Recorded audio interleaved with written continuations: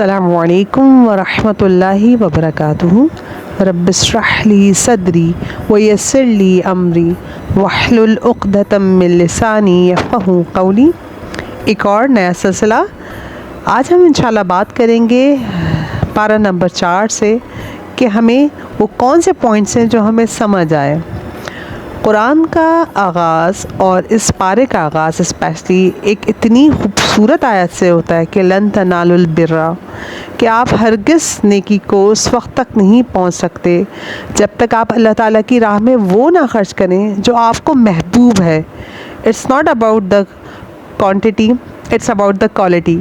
کہتے ہیں نا کہ ہمیں بہت ساری چیزیں ہوتی ہیں ہمارے پاس، لیکن کسی ایک چیز میں ہمارا جو دل ہوتا ہے وہ اڑا ہوتا ہے اور وہ ہم اس کو نکال ہی نہیں پاتے۔ اللہ تعالیٰ انسان سے چاہتے ہیں کہ جو اس کو محبوب ہے وہ چیز اللہ تعالیٰ کی راہ میں وہ خرچ کرے۔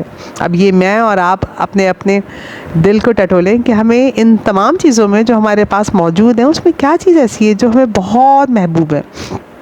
پھر اللہ تعالیٰ فرماتے ہیں اسی پارے میں کہ ایک جماعت انسانوں میں سے ایسی ضرور ہو جو کیا کرے، جو نیکی کی طرف بلائے، اور نہ صرف نیکی کی طرف بلائے بلکہ برائیوں سے روکے۔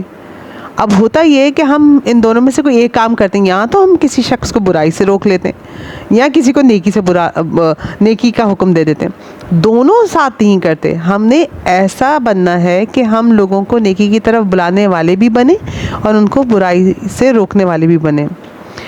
اور اسی بارے میں ہمیں آگے پتہ چلتا ہے کہ اللہ تعالیٰ نے نبی پاک صلی اللہ علیہ وسلم کو رحمت للعالمین بنا کے بھیجا، اور یہ کہ ان کو سخت دل نہیں بنایا بلکہ ان کو نرم دل بنایا، کیونکہ اگر آپ غلیظ القلب ہوتے، سخت دل ہوتے تو لوگ آپ سے چھٹ جاتے۔ تو خاص رحمت تھی کہ آپ لوگوں سے جو تھے بہت نرمی سے پیش آتے تھے، ان کی بات سنا کرتے تھے۔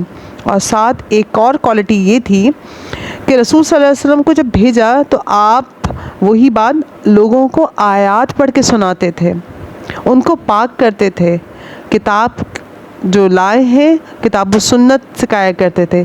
اور کیونکہ اس سے پہلے تو لوگ کھلی گمراہی میں تھے، تو یہ جو کوالٹیز ہیں نبی پاک صلی اللہ علیہ وسلم کی، ان سے ہم اللہ کرے مستفید ہو سکیں اور اس پیغام کو بہتر سمجھنے والے اور آگے پہنچانے والوں میں سے ہو جائیں۔ الہی آمین۔